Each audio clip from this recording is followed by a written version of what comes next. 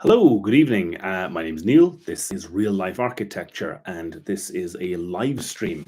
So I've started doing these again after a long hiatus, and I've been enjoying it. Did one last weekend. Thought, why not do one again this weekend? So if you are watching, let me know in the comments where you are in the world. Are you in the UK? Are you in Europe, US, Asia, Africa, wherever? Let me know where you are this evening and ask me anything you want with as long as it's legal and decent, I will answer it. So before we get into that, I can see we've got 5 people watching already, which is fantastic. Uh, just a few updates about the channel in no particular order. You may have seen that I uploaded a short last weekend describing how I've discovered that my TikTok account has someone falsifying. They've created a false account. They're impersonating me. They've created one that is real with 2 L's and life with just life and then architecture with 2 E's. And it's got my mugshot, my strapline, all my videos uploaded, and it's still there. It's been blocked by me and by many of my followers. I keep getting messages from people on TikTok saying, "Oh, you've got a fake account," and they're messaging me and they're trying to get me to buy crypto, which, as far as I understand it, is why they're doing this. I've reported them to TikTok, and they are useless. They've done nothing about it. So the reason I'm saying this is if you are on YouTube and you see anyone who is pretending to be me or impersonating me or reusing my videos anyway, please report it to YouTube. Let me know. That's all that was. Bit of house cleaning. So first question of the evening. I'm not going to try and pronounce your name because I'll probably make a mess of it. You said you're based in Denmark and a big fan of the channel. Thank you. I am trying to apply your videos to the local regulations here, and it's very similar, especially considering I'm trying to plan a home renovation. That is interesting from Denmark. I've worked in Australia for a year, but beyond that, I've only ever worked in Scotland. Even though I am Irish, I studied here. I've worked here almost my entire career. So I don't have a whole lot of experience outside of the UK. The regs in Scotland are not the same as the regs in England, nor Wales or Northern Ireland. All 4 nations in the United Kingdom have their own regulations, but they have broad similarities. There's not an enormous amount of difference between them. So yeah, you're in Denmark. I mean, a lot of, particularly when it comes to environmental considerations, ventilation, heating, insulation, daylight, that sort of thing, places with similar clients or similar climates often tend to have similar regulations, but you can often find variations in things like safety or fire, as we found out after Grenfell, and other aspects of things that tend to be regulated. So yeah, I'd be interested to see, things like bathrooms, stairs, accessibility to a house, and space standards, how wide corridors have to be, how much space you have to have in a bedroom or a kitchen or anything like that. It will be interesting. Some people, and it's easy to see how, perceive the regulations as sort of either very dull and boring, and you couldn't really make interesting content around the regulations, or they get really upset at the mere existence of regulations. A few years ago, made a video about a well-known YouTuber who'd built a bunker under his house and a tunnel, and pointed out that this was, practically speaking, was never really going to be habitable in the legal sense. And I got so much stick in the comments. A lot of it from people, I'm guessing from America, but also possibly from the UK, saying that it's my house, I can do whatever I want, which legally, no, you can't. And I don't know if that principle extends to Denmark as well, that just because you own property does not give you carte blanche to do whatever you want. You are going to be restricted. And this gets even more so in the UK when you have a listed building, a historic building that is listed by some government agency to say that it is of particular historic importance and has character that needs to be preserved. I've encountered people in Edinburgh, which is full of listed buildings, buying them and then being outraged that they can't just change it willy-nilly. You are treated more like the custodian than the owner. Your job is really to mind it for the next generation.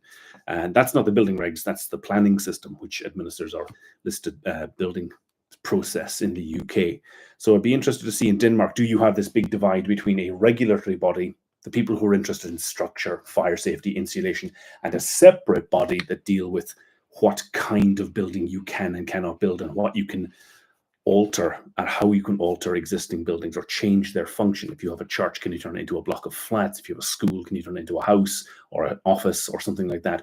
These two functions are kept separate in the UK. How is it done in Denmark? Let me know. Versi, have you ever backed away from job? Or if not, what would make you nervous? Yes, yeah, that happens actually surprisingly often.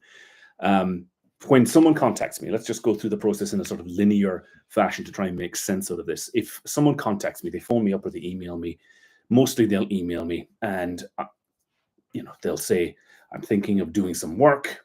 Can you help? I will first of all look, where are they geographically? As long as they're in the sort of Edinburgh, Lothian, Fife area, sort of about an hour's drive from where I live, I'll be willing to take it on. I have got something at the moment that's in the Outer Hebrides, potentially could be taking on a job on the Isle of Lewis, purely because it's quite a beautiful little building and I'd like to be involved, and we could maybe do a deal on how I'm going to be involved and maybe not be involved for the construction phase, but I digress. That's another story. So as long as it's in the right location and it is a dwelling, it's a house or a flat. I don't do commercial work. I don't do shops or offices. And as long as the client has what I deem a sufficient budget for the work. So the first question is going to be, have you thought about construction budget?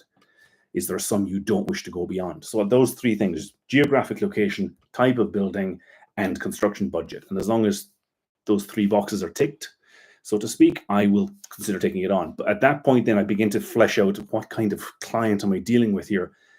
This one's tricky because you don't want to sound like you're coming across as being judgy or even discriminatory, but there are, let's just say, examples of behavior in potential clients that would lead me to not want to work with them if I got the feeling that I was being disrespected, and I've had people make racist, anti-Irish jokes in front, like to my face. I'm like, you can sod off. I'm not going to work for you. That hasn't happened very often. I should point out that it's happened so infrequently, it just sticks in my mind, but it has happened. I've had people who's really, I think that's the worst thing that can probably happen, is that the person sees this as a master-servant relationship, the I'm paying and you're obeying school of life. The idea that because it's their property and it's their money and they have ideas of what is to happen to this, that my job is really reduced to that of a draftsman, that I'm just here to draw their ideas and they will dictate to me what they want, and they are not interested in hearing anything I have to say. That's a hard no. If that red flag comes out, I am walking. The other classic is if they start asking for free work, like, oh, could you give me a sketch? We're talking to a number of architects. I want to see what your ideas are like before I make a decision to hire you. Please give me some free drawings. No. If those words come out of your mouth, I'm walking out your door. It's as simple as that, because that kind of mentality of not respecting the people that you are working with and hiring is inevitably going to manifest itself when they deal with the contractors, the engineer, the planning department, the building standards department. Everybody involved in the process is going to get this sort of hard sell. And it's just going to make the whole thing needlessly stressful and introduce friction into the process that just does not need to be there. So I try to sort of weed out bad eggs, so to speak. A lot of it comes down to personality.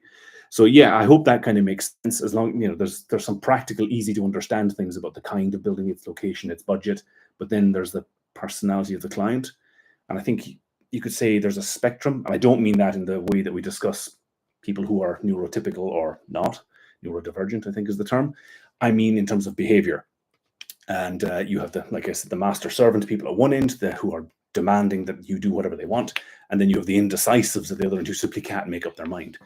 And that can manifest itself in corporate organizations and government organizations as well, where they just can't reach decisions and they're terrified of making decisions. You see it in single individuals too, who are like, oh, I don't know what to do. And you tell them what they should be doing and they're, oh, I'm not so sure. And oh God, this is going to drag on. So you kind of want someone who has their own ideas, but is willing to listen to your ideas as well. That's my view on that. There's a whole video on that. If I was to sit down and think about it, I could probably make an entire series of videos about that. But who would watch it? That's the question. So yes, I have backed away from jobs, firstly. Jim Bow, what do you think the future will look like in the UK construction industry with the shortage of skilled tradespeople? Bleak, Jim, bleak. It's if we don't do something with respect to training people and funding that training and giving all sorts of tax breaks and incentives to the construction industry to encourage training of younger people, or indeed any people who wish to join the construction industry, could be people having a midlife career change. There's plenty of them around. That's going to be a problem. We also need, and this is really a political hot potato, we need to encourage people from other parts of the world to come in. And I'm just going to say it. I think Brexit has been a massive problem in that regard. Both people who were here and then couldn't continue to remain because of the way the freedom of movement was removed, and then this sort of signal it sent without having to spell it out. It told a lot of people around the world that British people didn't want to have foreigners coming to Britain to work. So, that's going to take a lot of work to change that perception, whatever the legal reality might be in terms of getting a visa and moving to the UK legally to work. The perception abroad is a different thing, and that's going to take a lot of work. So I think those are the two solutions. You either import the workforce or you train the workforce locally, or some combination of those two things, because we are facing a shortage. And if Labour, the new Labour government, want to build whatever it is, 300,000 homes a year over the next per year for 5 years, it's going to come down to staffing in many ways. The planning system is a separate problem. Funding is another problem, but getting the people who are capable of doing this is another issue. One period in time that's almost still within living memory is the post-war era.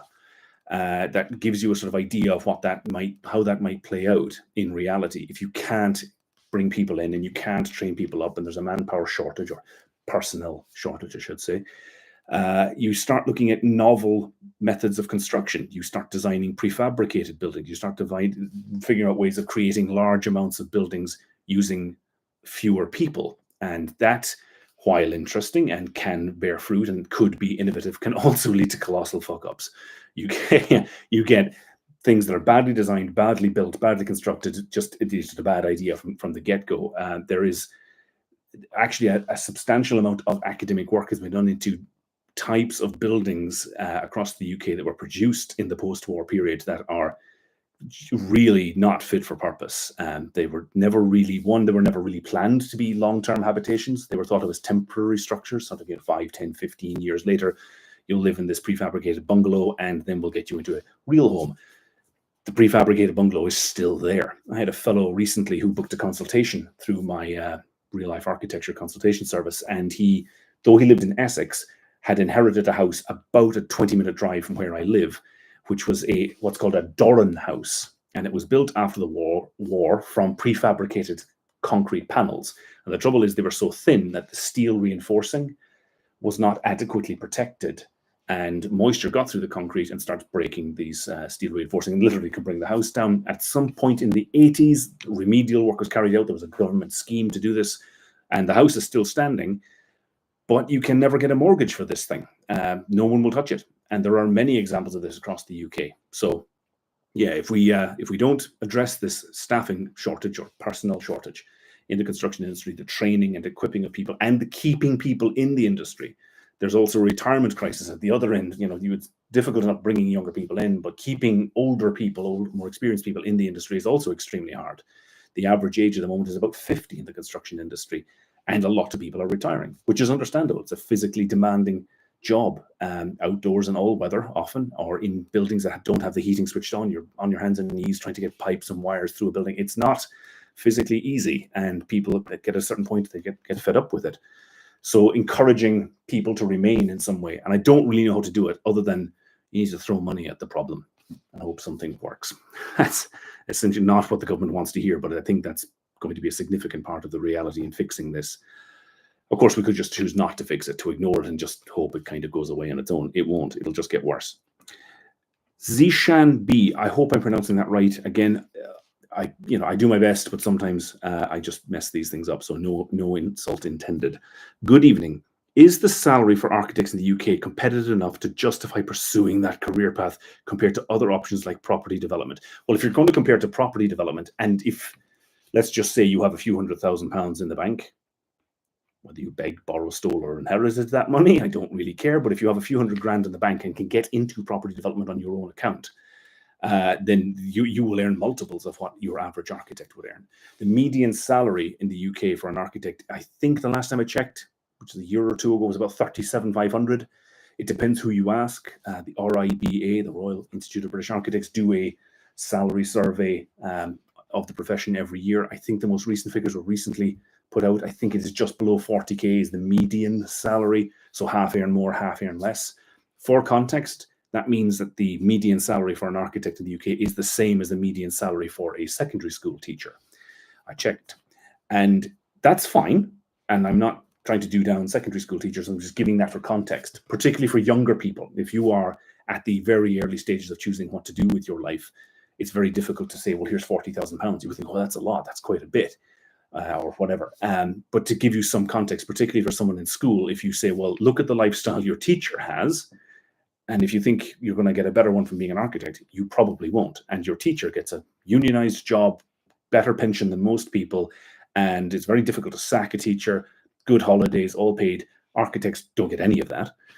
It can be a precarious position. If a recession comes along, a lot of architects will lose their job. I did. So it's difficult to have this discussion because, again, there's a whole lot of stuff going on in the background. There has been architecture, like a lot of professions in the UK and in other countries, has been the victim of elite overproduction. It's the idea that we've sent too many people through third level institutions, or at least more people than the economy can absorb and give high paying, high status jobs to.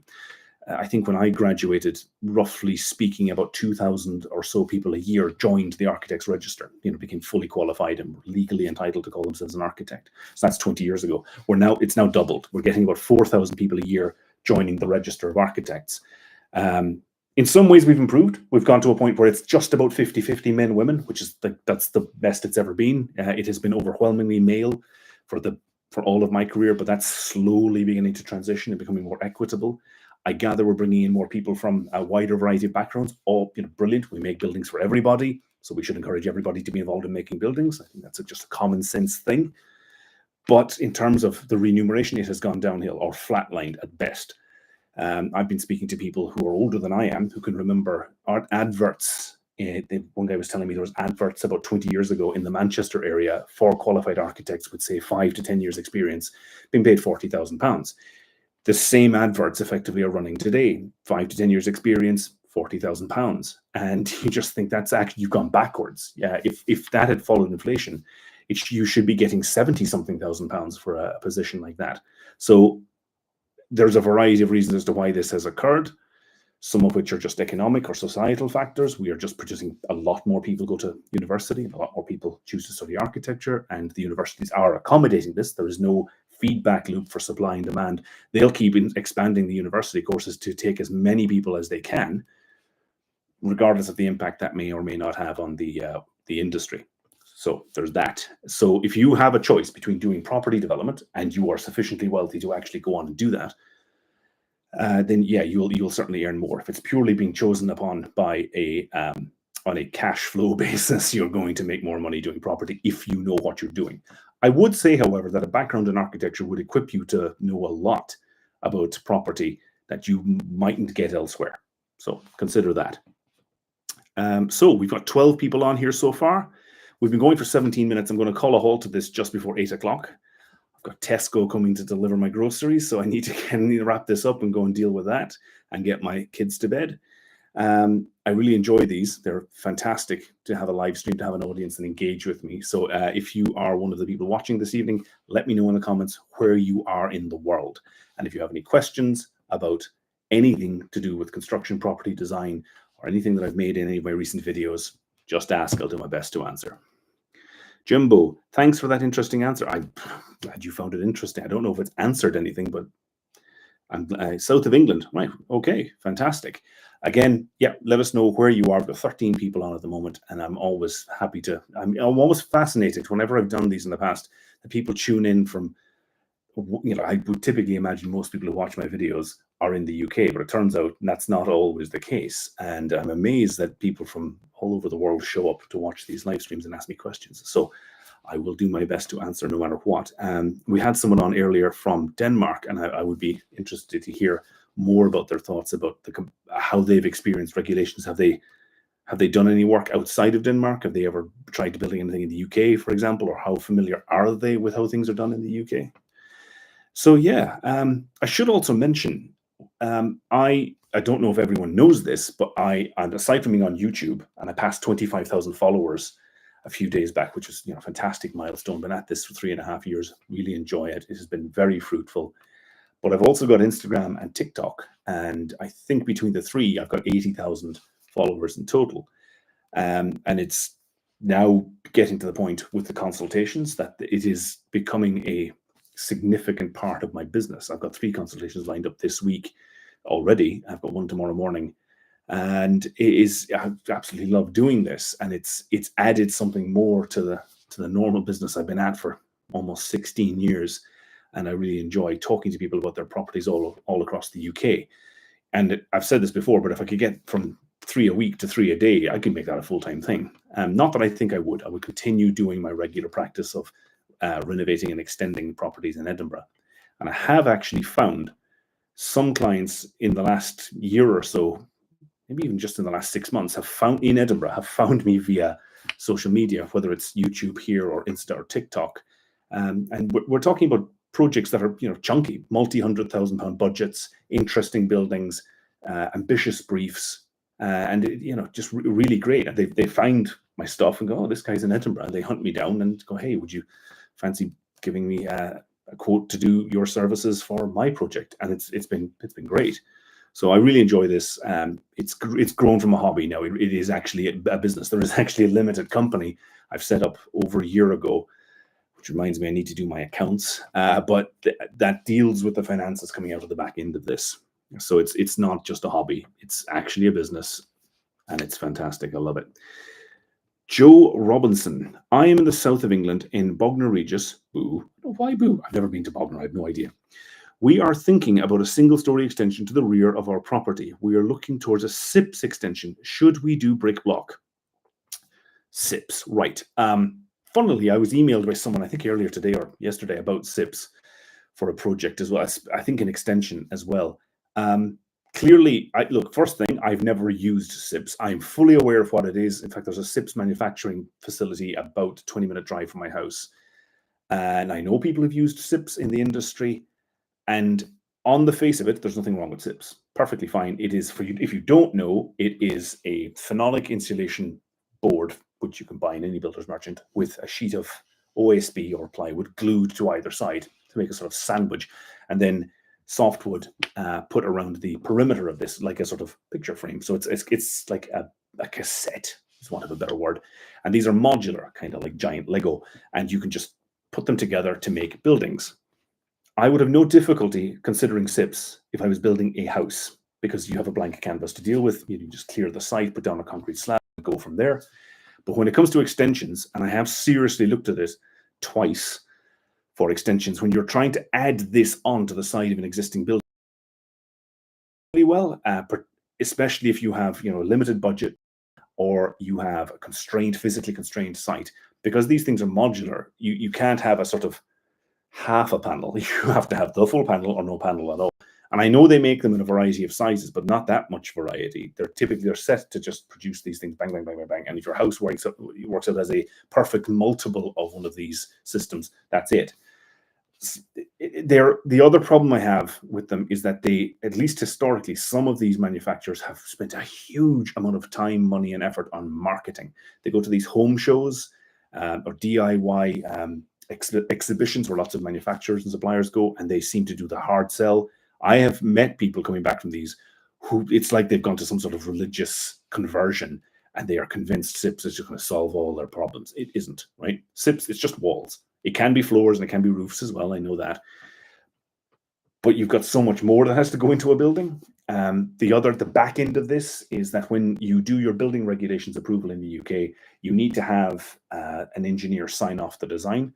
And quite often, the engineer can do your foundations, can do your walls, your roof, beams, all that sort of stuff. But if they're dealing with SIPS, they will make it what's called a Form Q. That is that the manufacturer of the SIPS company have to separately certify the structure of their own product within the overall envelope of the building, which is fine. Often glazing gets done this way. A lot of my projects, the glazing, if it's a big patio door, the glazing manufacturer has to do their Form Q and do their own calculations for that. That's fine. But there have been instances in the past where SIPS companies have simply just not bothered to do this and left their clients in the lurch. The building's finished, built, paid for, but they can't get the paperwork out of the SIPS company.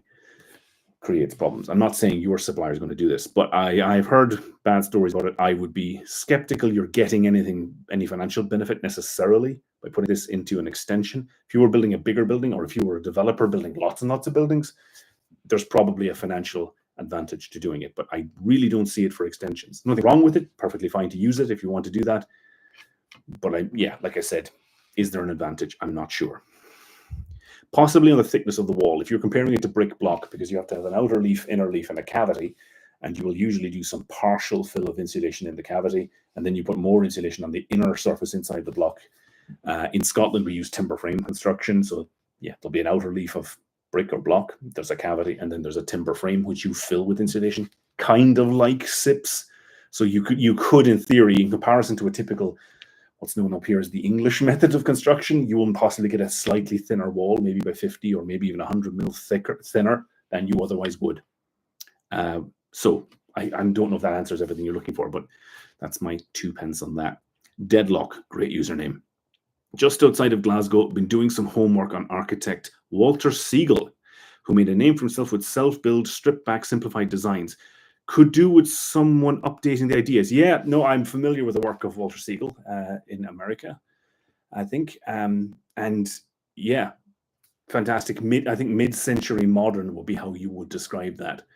And yes, who's the other one who did this as well? There's it will come to me. But yeah, that's sort of mid-century modern, lots of glass, shallow pitched roofs, beams that fly inside and outside, which you can't do now because of something called cold bridging. So yes, updating that design to achieve it. I think if you look at Huff House designs, they have kind of similar-ish sort of aesthetic going on there. But yeah, it's an interesting one. Jimbo, SIPs. Yeah. DFIN1234, northwest of England here. Planning renovation of a property would be great to understand more about the steps before building work starts, i.e. from finding architect, drawings, and planning permission. Shameless plug here, but if you download my project guide document from the reallifearchitecture.co.uk website, that if you go to my profile and follow the link, you'll see the project guide document. It costs £10. It has all of that. There's a flow chart diagram. There's step by step. I've broken the process into 6 stages. There is a model letter showing that you can fill in the blanks for. It has a list of questions that you would want to ask architects. It shows you how to draw up a short list of suitable architects, how to check if someone is or is not an architect. So there's a whole load of info in there in the project guide. DFIN. Paul Grosvenor, enjoying listening from Warwickshire. As a structural engineer, I'm surprised to hear a UK architect's salary isn't higher considering their high project responsibility and long route to qualification. Here. Yes, we have an issue with that. Yeah. Now, I've compared architects with high school teachers or secondary school teachers earlier. One thing I will say is it is possible for architects to earn more in some circumstances if they have, say, run a niche practice that's doing certain kinds of things, or if they are operating a high value projects. Yeah, you can bring in more money. But I looked this up the other day because the RIBA salary survey came out, and the upper quartile for an architect, a partner, or sole practitioner like me is just above £70,000. That will put you in the upper quartile of earners. So that's yes, it's a good salary. Don't get me wrong. I mean, we're talking about a country in the middle of a cost of living crisis, and the average salary in the UK, I think, is it 28,000, something like that. It's not quite 30. The average person would earn. And of course, I think it depends on how you measure these things. But yeah, you're talking about people earning more than that. But you're also talking about people who spent 5 years of full-time education. You could have equally just gone and been a doctor in the same time period. So yes, there is an issue with that. And there's a whole host of reasons as to why things are that way. And I don't think the profession really focuses in on this. I'm going to give a lecture in a couple of weeks' time at the University of Dundee School of Architecture. It's where I studied, and one of my former tutors asked me to come along and give a chat to the students about my practice and how I got to where I am. And I'm going to be touching on these topics because I think they need to know, and I'm not sure they do. So maybe it's an eye-opener, maybe they're well aware, I don't know. But I think the profession should train people to be far more business-focused, because something like 20% or so of the profession in the UK do what I do, self-employed sole practitioner. Another 20% or so are partners in practice. So you have 40, closing on maybe 50% of the profession running businesses. And I don't think we receive remotely enough training, certainly at an early enough point in our career, on how to do that properly. And I think there's a lack of business sense or business acumen, or certainly business training within the architecture profession, and there needs to be. So that's my rant over on that. Deadlock. What we really need is someone to come up with the magic formula of simplified design, eco-friendly, meets building standards, is affordable, doesn't look like a potato. I mean, I don't know, you're a bit harsh. Some people might like potatoes. But, yeah, that's, I mean, that may go back to our earlier discussion. I don't know if you were listening when we had it about the shortage of people in the construction industry and what that might mean for the housing market. And it could be like the post-war period when a lot of experimentation went on. Some of it didn't end so well. A lot of prefabricated or modular buildings were built because there just weren't the people available to construct conventional homes using conventional methods. And some of this did not end very well. So if we are going to go down the road of producing mass-produced prefabbed housing, that's only part of the answer, by the way, to the housing crisis, because the housing crisis isn't really about the construction industry. It's about the availability of land. There's loads of land, right? The UK has tons of land, but you're up against entrenched forces that don't want areas developed.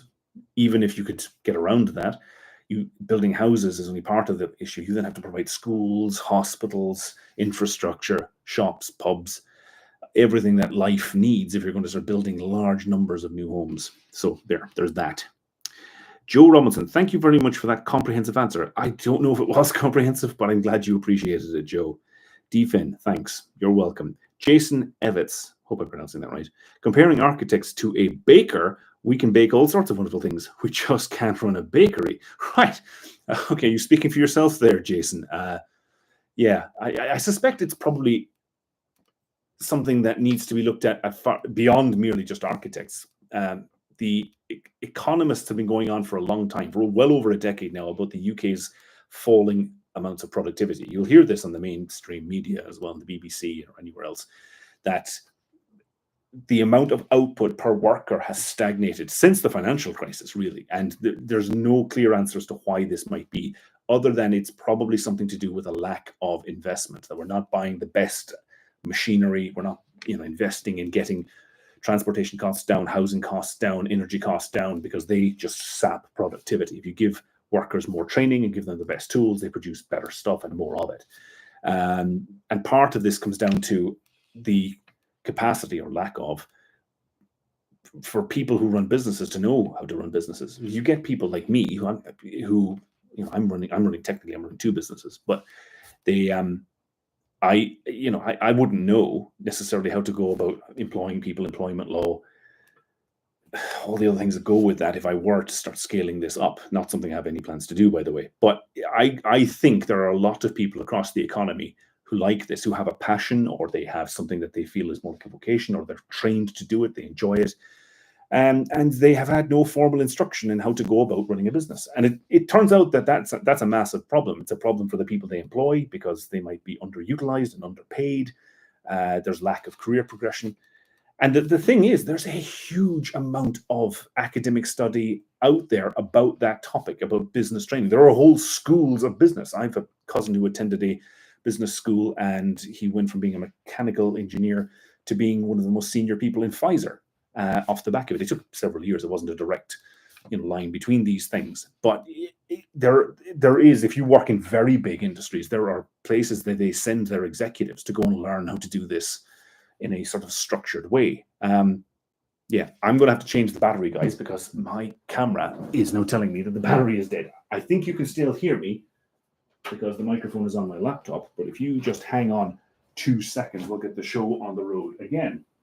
I'm sorry for this disruption. Normal service will resume.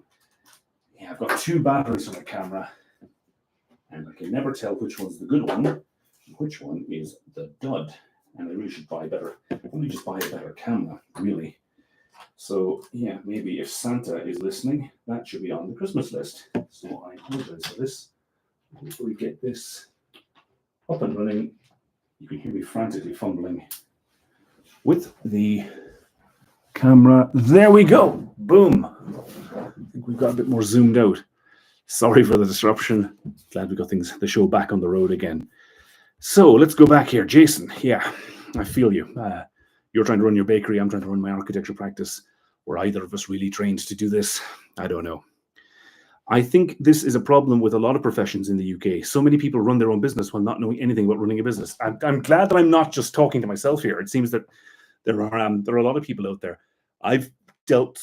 My clients are almost exclusively homeowners, but many of them do run businesses.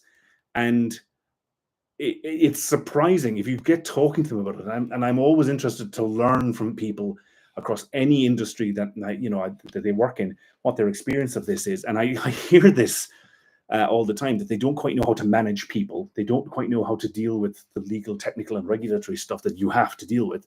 They just want to do the thing that they want to do, and have a business and maybe try to grow the business. But how do you do that? And they're at a loss. Whereas it turns out there is actually a lot of study into this, and there's a lot of resources out there, but they're kind of locked up in academia, and it's difficult to get that out into the world. And I suspect someone needs to probably sit down and have a long, hard look at how the UK does this. There we go. Rant over, I hope. Joe Robinson, what are the latest trends or products that excite or inspire you the most? Oh, man. Whew, tough one. I'll have to have a think about that, Joe.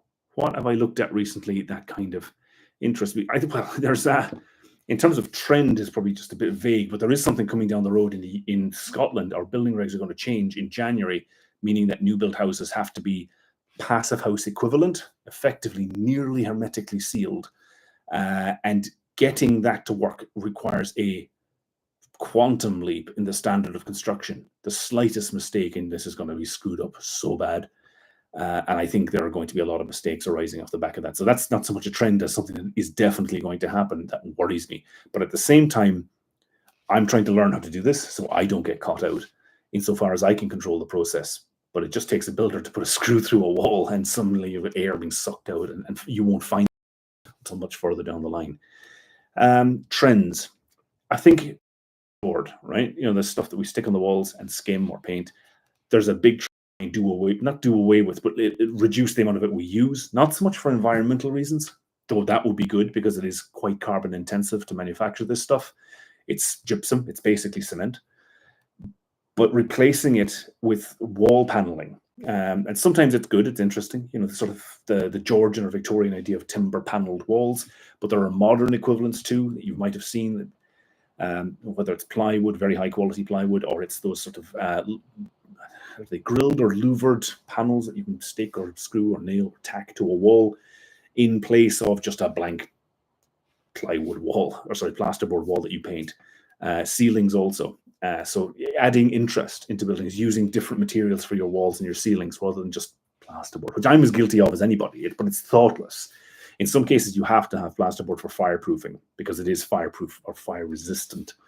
But yeah, that's one area. There's any number of others. I'll have a think about this.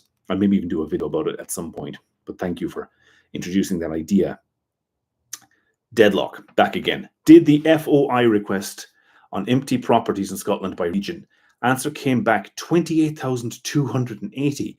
Has to be cheaper to bring these back into use than to find the land to go down and build new routes. You're often freedom of information requests. Are you a journalist or something, or just why were you doing this? I'm curious as to why you would. Was it just a private interest, or is there a bigger story here? 28,000 homes across Scotland that are empty. I think there's the building at risk register, which is something I don't know if that's still going even, but they had a website with every local authority was to put in properties that they were aware of that were either at risk of falling down or being abandoned and becoming a nuisance or threat or danger or whatever. Building at risk register. But yeah, 28,000. The problem I suspect with some of those will be that they're in remote rural locations, and they're at best ever just going to be someone's second home or holiday home or an Airbnb. There are plenty of them in towns and cities. I know this because there's a few in the sort of area around where I live in Fife that you just think, wow, that's a sizable property, but it's abandoned and it's a wreck, because the roof has fallen in, or it's been sitting unoccupied for decades in some cases. And it is a shame. And I've spent my career trying to renovate properties. I don't think I've ever taken on a property. I did one in Edinburgh, and it was unusual because it wasn't a standalone building. It was in a block of 4 that was built probably in the early 1800s. So it was 2 flats upstairs, 2 flats downstairs, and small single bedroom, single room at the front, single bedroom at the back. And this had come out of an estate in that somebody had died, and this property was one of a number of properties they owned that were then, there was no one to inherit, so this was just sold. And it had not been occupied since Winston Churchill had been Prime Minister. Now think about this. It was in Musselburgh, no, sorry, Portobello, which is a suburb of Edinburgh, and just off a busy street, lots of other houses around it, and the three other properties in this block had been occupied continuously. But this place had a front garden that looked like a jungle. It was just wild, and the windows had broken and rotten away. The doors had rotten at the bottom, which was actually something that saved the building because that allowed ventilation. Air could run through from front to back and prevented too much damp building up and attacking the timber with fungus. Because if you trap moisture in a building, it will just start rotting. You get dry rot and it will just destroy the wood. But the guys went in and they stripped the place apart, and they found newspapers in a cupboard that were dated from like 1951 or 2 when Winston Churchill, it was mentioned in the headlines, and like alive. And we thought, good grief. And when we checked, the client checked the property title deeds, indeed, that I think was around the time that this property had been owned by someone and had been left to an elderly relative who at the time was just, I think, living elsewhere or living in a home. And that person had continued for many years, never visited the property. By all accounts, it was just locked up, but it was owned by this older person. They passed it on to another older person, and so it went for 7 decades or something like that. And yeah, we took on the place. So we never found anything that was truly derelict, but it had been abandoned for a very long time. But my guess is a lot of these abandoned properties are just in the middle of nowhere, or they are awkward and sometimes difficult to establish who owns them. Another resource is Who Owns Scotland. There was a journalist who started looking into this, I think well over 10 years ago, and discovered that something like 500 odd people own 80% of the land in Scotland, and that there's an awful lot of property whose ownership is either unknown or in some cases unknowable because of the way that it's been passed down or held in secret trusts or whatever. And much of it is in urban areas. You can't actually get access to find out who the actual living entity is that has control of this property or ownership of this property. So there's a whole tangled web of who owns land in Scotland, and probably across the rest of the UK as well. Zishan B, I hope I'm saying that properly. I graduated in architecture 5 years ago and in practice ever since, but I am lacking of construction knowledge, which I didn't learn in uni or in practice. What is the best way to learn construction? Right. If you've been in the same practice and they are not giving you that kind of experience you need, leave. I know that's difficult and that's hard, but at the early stage of your career, moving around is not that big a deal. Get out, find another practice. If they're not giving you what you want, just make plans, leave. Talk to a recruitment agency, find a good one, because there are some shysters in that industry. But yeah, if you are looking for that, you really need to find someone who focuses on the architecture industry. There are recruitment agencies who deal specifically with architects, and they can help you find, if you want to relocate city or find a practice that is maybe smaller, will give you more hands-on experience. That's probably the best advice I can give you. That's not necessarily perfect advice, but it's what I did. It's what a lot of people I know have done over their career. If you're not getting what you need where you are, either speak up and demand it. If they don't give it to you because they just don't do that kind of work, move. So there you go. Alan B, how are you dealing with the Building Safety Act and the principal designer? Right, 2 things there. The Building Safety Act at present only applies in England and Wales. It doesn't apply in Scotland. I have gone on sort of continuing professional development discussions and courses about this. I suspect something like it will come in. The principal designer thing has been around since 2015. The CDM 2015 regulations brought that in. And I still sometimes feel like I'm not adequate to that, but I've done training on it. I've got a pro forma. I do my risk assessments on things. I desperately try to get information out of contractors. It's really hard to get health and safety files and project plans out of contractors for this. But I am aware of what that is, and it was brought in after Grenfell.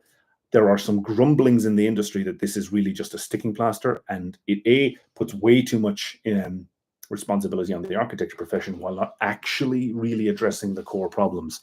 But I don't know enough to be certain if that's the case. I've just heard that argument put out there. I couldn't comment on it. So yeah, it applies in England, but not up here in Scotland. So I don't have any direct experience of it.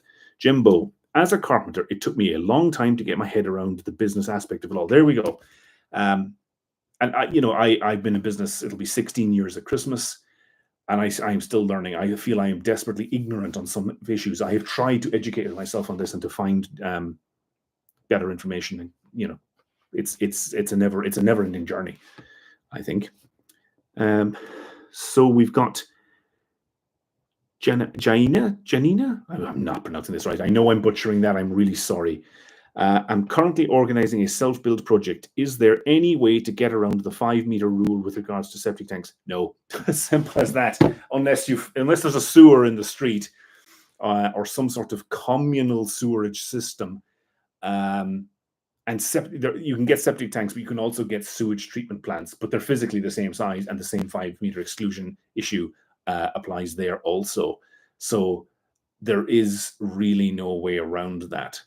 Unfortunately, it is what it is. In case you don't know what's going on here, if you have a house in an area with no sewage system, pipes in the street that you can plumb into for your toilet waste, you have to have a septic tank or sewage treatment plant, it's just basically a big plastic drum, and it's buried or semi-buried in the ground, and your toilet waste goes in there and is treated so that the water can then flow from there out into a watercourse or away from your property somewhere. And it has to be kept 5 meters from any boundary or any other building, including the building you were in. And that then creates a sort of sterile zone. Sterile in terms that you can't build anything on it, not sterile in the medical sense, but you can't construct anything within that 5 meters. And that's actually quite big, because that's 5 meters in every direction around the tank. So there you go. BFF is here too. Good to know. I watched your heat pump or storage heater video a few days ago. How would hermetically sealing a house impact this? Essentially, those things are designed for homes which are hermetically sealed, the passive house type of approach. Now, I have to admit, I am ignorant of passive houses. I've done training on this. I'm continuing to do training on this because Scotland is bringing in the passive house equivalent for new build homes. And they are already starting to talk about massively increasing the standard for house extensions, renovations, and conversions of existing buildings as well, so that airtightness is going to become a thing that we are going to have to deal with.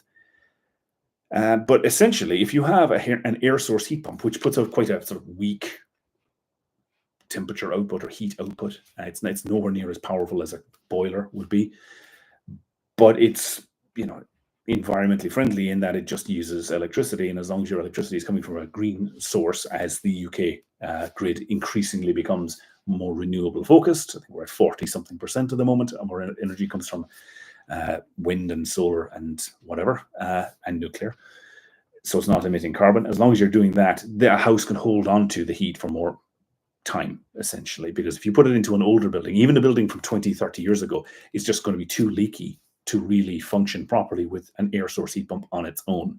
You can get hybrid systems, but this is a major thing. If we only build 200,000 new homes a year at the moment, but our housing stock, I think we've got 30 million homes in the UK. We really need to be working out how to retrofit houses, and I made a whole video about retrofitting this in my journey to explore how to retrofit. The short answer is it's a phenomenally expensive, extremely invasive, often impractical way of dealing with existing buildings. You've got to tear them apart to make them any kind of way airtight.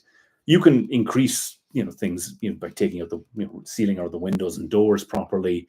But yeah, depending on how it's constructed, and there's a whole variety of traditional construction methods that have to be treated differently if you want to go down the airtightness route. But without airtightness, air source heat pumps don't really work particularly well. William Scott Turrell UE, that's a mouthful. Afternoon from Ontario.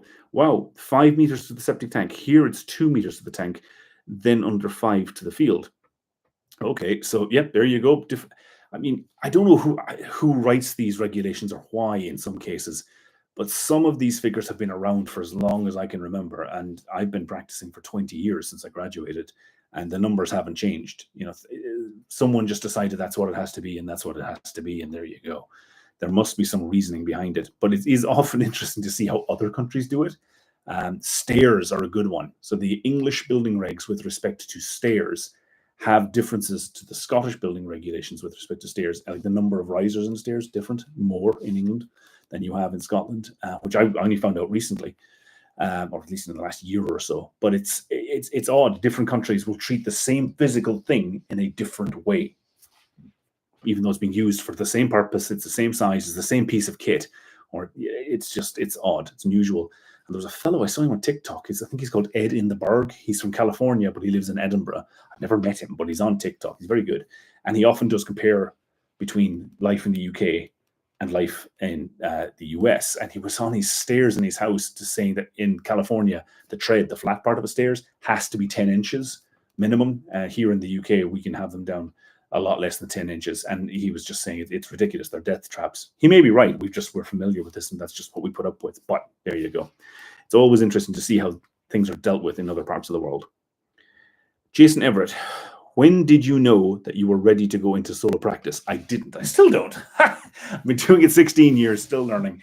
I didn't choose this. It sort of happened to me. I was pushed. I didn't jump. I lost my job. It will be 16 years next month. It was the day Barack Obama won the presidential election the first time round. And it was the middle of the Great Recession. The world was going to shit. And I went to work that morning on the bus, and I remember this distinctly, thinking, at last, some good news. And by 10 o'clock that morning, I and about 24 others were out of a job. And loads of my friends lost jobs. Almost everyone I knew lost their job. And there was nothing else going on. The economy was in the tank. Architects were like laying everybody off. Nobody was hiring. I had a mortgage. And I just decided, right, let's just start working for myself. And I thought this would be a temporary job. I thought it was just until I get, a real job. Here I am 16 years later.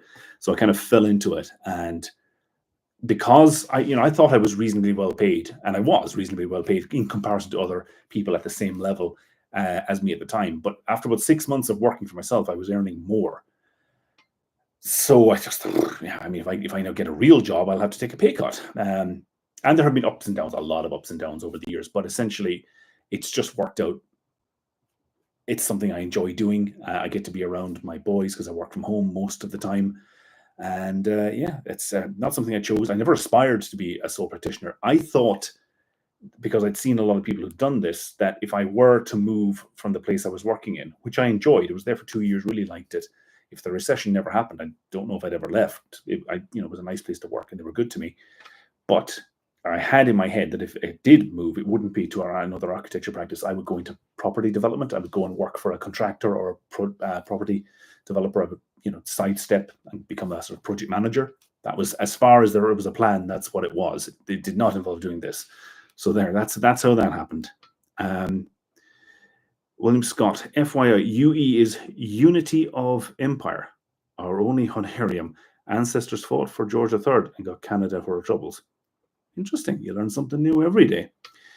BFF is here too. I looked around a Victorian house once and I nearly fell down the stairs into the estate agent. Stairs being standardized became so important to me that day. Stairs aren't, and I don't think could technically be standardized. You couldn't make a off-the-shelf, one-size-fits-all stairs because the distance from floor to floor in buildings varies. So we have rules around them, and the angle, they vary. The rules will vary depending on whether it's a private building, like a dwelling, or a public building, or if it's a stairs in the common part of a block of flats, different from if it would be inside a dwelling. The rise and the vertical part and the going, they vary. There's a range within which you can operate, and a maximum pitch and minimum pitch you have to achieve for this. And so the whole load of rules are on this. But you couldn't just say that it has to be X by Y in every building. That wouldn't work. Here we go. I've been designing architectural schooled at the University of FT. I don't know where that is. Undergraduated 5 years, but we allowed lay designers in residential, small, commercial, up to 600 square meters and still going, albeit struggling after COVID bubble. That was since 1992. Toronto. Good to know. I had a girlfriend from Toronto once, but I've never actually been to Toronto. So where are we? We are 54 minutes in. I will need to wrap this up in a couple of minutes, guys. But can you just tell me, William, what does lay designer mean? Is that someone who has had no formal architectural training? What is that? MJ, thoughts on a warm roof design? Most of all of the installation. Yep, I know what a warm roof is. Eliminating the need for ventilated void still seems to be an uncertainty or unfamiliar concept. It is, and oh my fucking god. Right, we'll wrap it up on this. I'm having a right rant about this. Scottish building regs were revised a couple of years ago, and across, the building regs in England as well, going down a similar path. But in 20 2020 or 2021 decided that cold roofs, which are the more traditional way of building a roof, when we talk about cold roofs and warm roofs, it's important to say they are equally well insulated. The distinction is where does the insulation go within the roof. If the insulation is above your rafters, or if it's a flat roof above the joists, those joists are warm because they're under the insulation, hence warm roof. But traditionally, you would put any insulation sort of between your rafters, so the top of your rafters touching the cold air, it's a cold roof. And if you were building particularly roofs with things like zinc or copper, or any kind of flat roof material like bituminous felt or single ply membrane, and if it was a cold roof, you had to ventilate the underside, because what happens is moisture gets up from inside the house, gets through your plasterboard, gets through your ceiling, passes through the insulation, and it goes from a nice cozy 20 degrees inside your house to bitterly cold, and it will just turn to water and start rotting the timber. So to prevent this from becoming a problem, there was a ventilated void. Air had to move from the high part of the roof to the low part of the roof, or vice versa, moves that moisture out. And it's worked. This has worked for hundreds of years. But somehow along the line, building standards departments have got it into their heads that these things can go wrong, or if they're not built properly, yada, yada, yada. So they've said we have to start doing warm roofs because that's so much less prone to failure. Bullshit. And I have seen contractors, because the crucial thing here is you still have the vapor getting up from inside your house. If you're cooking and you're showering, there's loads of vapor inside your house. It's warm, it's pressurized, and it will squeeze its way. It'll go through plasterboard, it'll go through plywood, and it will go past your insulation, and it will then suddenly go, oh, it's cold, and turn to liquid. Just like if you leave your kettle beside your window, the window's cold, the steam hits the glass and just turns to beads of moisture. If you do that inside a roof, it will start rotting the timbers. So what you do is you have to have a vapor control layer that is sealed down, and then you put your insulation on top of that. And I've seen contractors forget to put this in, and we then had to strip roofs. So the idea that warm roofs are somehow less prone to problems, it comes down to, does the contractor understand what this thing is? If they've never been shown it before, and you can draw this as many times as you want, you can to the contractors, you get some guy on site who doesn't get confused, doesn't ask questions, and they cock it up. So yeah, I have issues with this. I think we really should just not be tying designers' hands. We should have the ability to do cold roofs. They work fine. They've worked fine for a very long time. Warm roofs do make sense. Yes, I get it. But if you are dealing with a construction industry that has never done this before, if you have the person on site being shown this, and they can look at a drawing and go, oh, and they've got this membrane they've got to put down, and they've got the insulation, and it's not in the sequence that they were trained, to do 20, 30 years ago. They've never seen this, and you can spell it out to them, but I've still seen people cock this up because they just, I didn't understand. But it's there in the drawing showing you precisely which layer goes where, it's labeled. But still, I don't have time for it. So where are we? I'm just going to wrap this up, guys. Alan B, I have this problem as well. People do not understand the difference between insulation and ventilation. Yep, it's true, and it can be a catastrophic problem if it isn't solved. Family dwelling up to 600 square meters for all buildings up to 3 stories. Joe Robinson, like and subscribe. He's right. Like and subscribe to the channel. How do you keep on top of contractors on your projects who turn up and just make design decisions and change the material specifications on site without telling anyone? Yeah. I can make a whole video about this, but I don't really want to go saying something. So some of these issues are ongoing, and some of these jobs, the problems we've encountered have not yet been fully solved. So yeah, I try my best. I'm only human. I try inspecting things, and I still miss stuff. And I see contractors making. You're right. They make decisions. They don't tell anyone, and then someone somewhere along the line, a year or 2 or 3 later, goes, "Oh, there's a problem. It's not working." And that's not what I drew on my drawings. Yeah. So it will probably always be a problem. Jimbo, my vote is for a warm roof with vapor barrier. I mean, I agree. If it's built correctly, it will work. But yeah, I've had issues with this. Is closed cell spray foam a thing? It is a thing. I'll come back to this again. There's a whole topic about that. Answer to the lay designer. Okay. MJ, brilliant. Thank you. I do remember your architect putting emphasis on the vapor barrier being installed correctly. Yeah, no, this is it's a major thing. I need to wrap this up, guys. I've got other things to do this evening, but it has been fantastic. Thank you all for joining. I'll try and do this a bit more regularly. I really enjoy this. I hope you enjoy it too. But that's me signing off for the evening. Thank you for your questions. And yeah, this will be uploaded to the channel. I think it'll be there either tonight or tomorrow morning. Good night.